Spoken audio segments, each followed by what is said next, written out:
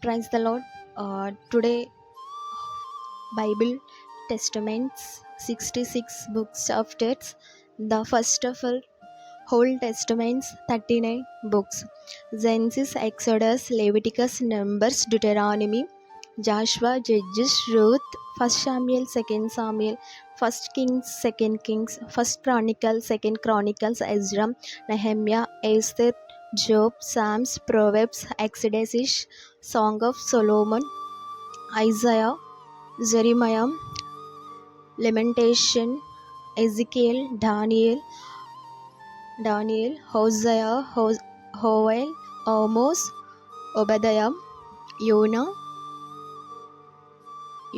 Micaiah, Nahum, Abkuk, Japaniah, Haggai, Zechariah, Malachi. The same New Testaments, 27 books.